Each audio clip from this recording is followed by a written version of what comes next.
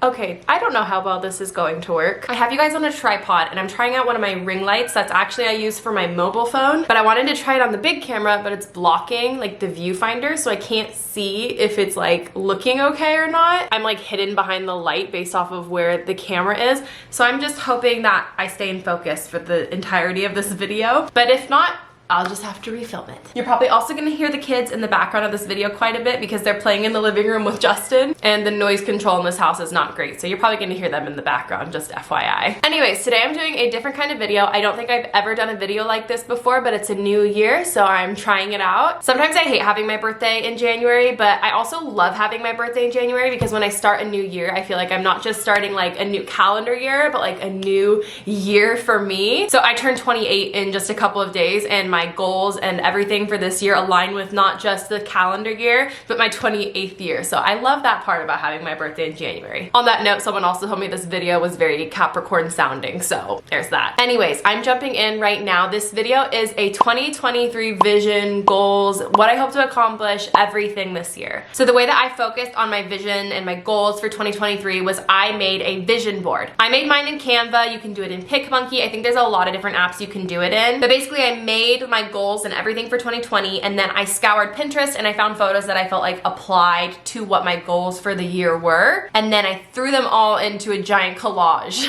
I pasted that collage in my notes app with the rest of my goals that I actually wrote down. I also printed it and put it in my medicine cabinet because I open the door to that every day and I see it every day. I have everything organized into categories, so I'm just gonna go through the categories with you guys and share what I have for each category. My categories are self-care, motherhood, relationships, health, spiritual, personal finances, travel, and career. I think that's 8 categories, and everybody's are gonna be different, but these are just mine that are relevant to me at this time. Category number 1, self-care. One of my goals for this year is to stop feeling guilty for taking me time. I've talked about this a lot recently, but I am a mom of 4. I struggle so hard with going out and taking time to myself, but I notice that when I do force myself to even, I feel so like guilty, and I'm always, gosh, I'm always like rushing to get back home. Like, how dare I take some time alone to try and like feel, I don't know, feel like I have like some breathing room. And that's all me. That's nothing Justin has ever like made me feel guilty for. It's like in my head for some reason. I think a lot of moms struggle with that. Justin actually forces me sometimes to get out of the house and take some time to myself. So my one goal for self-care is to stop feeling guilty about it. That's gonna be hard, but it is a goal of mine. Another self-care is less screen time scrolling. I know we all do this, but I find myself like mindlessly scrolling through like TikTok or Instagram at the end of the day, especially because that's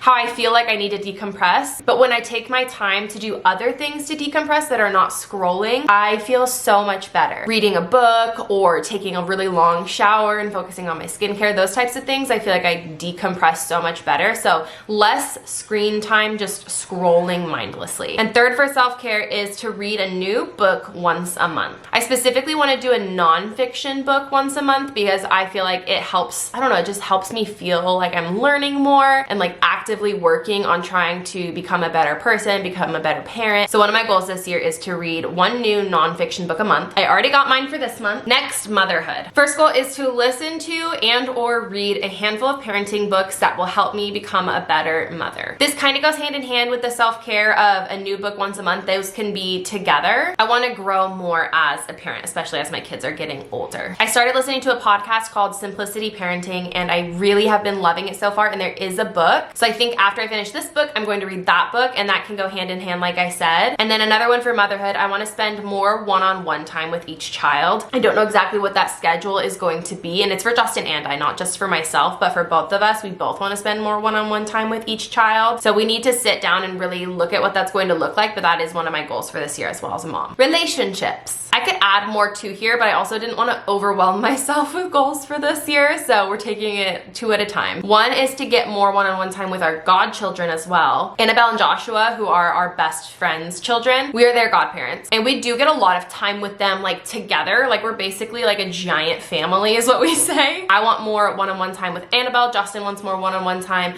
with Joshua. We actually started that this month already too. His birthday, Joshua's birthday, is in January, just like mine, and Justin is going to take him to do something very special. So instead of a gift, it's like quality time, and they both love that. that, and I really want to be more invested in them so that they know they have a safe space to come to us when they need stuff as they get older as well. So more one-on-one time with our godchildren is super important to me. Another one for relationships is more date nights with Justin. This is really hard right now just because our youngest is 6 months old. Oh my gosh, that's crazy. And she's still not sleeping through the night. She still has a hard time being put down by anyone but me. So it's hard to do date nights. Typically we just take her with us right now, but then I feel like it's hard even then because you're still parenting while you're trying to spend quality time with your spouse. So trying to make time for more date nights, even if it's just after the kids go to bed and we can do it at home, or as Faye gets older and is sleeping better, then taking that time to really go out, which this year she will be. She's only 6 months old and it's January. Like by the end of the year, she'll be like 18 months old and it'll definitely have probably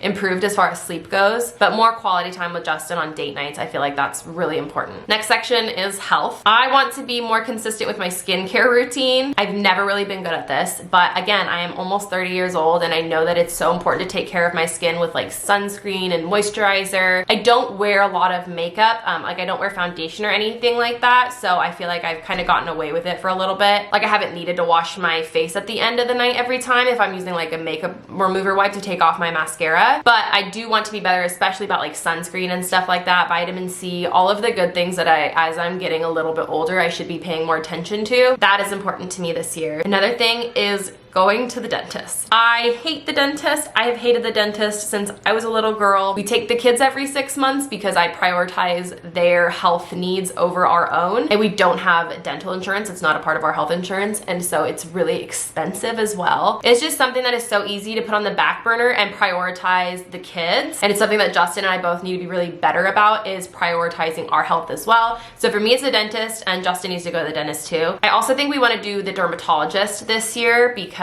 again, there's just things that we want to keep an eye on as we get older. Spiritual, I really want to do one Bible study a month. I love the She Reads Truth Bible studies. I did one with my friend last year and I really liked it. I'm a type A person for sure. So like having it all laid out in front of me and very easy to walk through day to day. I really like that. It's really easy to walk through and to organize your thoughts and everything. So I want to do one of those a month. It doesn't even have to be a She Reads Truth one. I just liked that one. But I think that doing one a month is attainable combined with everything else, and I really want to focus on doing at least one a month. So by the end of the year, I'll have done 12 Bible studies, which I feel like is like a good amount. Okay, personal finances. Stop impulse buying. Focus on quality items over convenience. I have that right next to it. Convenient items are things like when I'm at Target and I see a shirt that I think is cute and I'm like, oh, it's only $10. But then those add up so much throughout the year and those tops never last long term. So instead, just really thinking about what I want to add to my wardrobe or my makeup routine or whatever, doing like more research on it first rather than seeing it as I'm grocery shopping or whatever at Target or buying diapers and feeling like I need something in that moment. I really want to stop those impulse purchases and focus more on like buying investment things that end up saving me money in the long run. I talked about this a couple vlogs ago, but I want to do a no buy for skincare. I have so much skincare product that I need to get through before it expires. So I don't want to buy any more skincare type stuff this year and save money on that. It's one of those things that I justify spending more money on because I know it's important, but then I have too much and I need to work through what I have. I'm also easily influenced, and if someone posts something like, oh, this product is amazing, I'll buy it. Like I'm just a sucker. And then one more in personal finances, I want to attempt to do one extra principal payment on the house. So not escrow and insurance or interest, but just the principal payment, which I forget exactly how much it is, but I want to try and focus to make one extra principal payment because it takes a bit off of your loan overall. Travel. I want to do one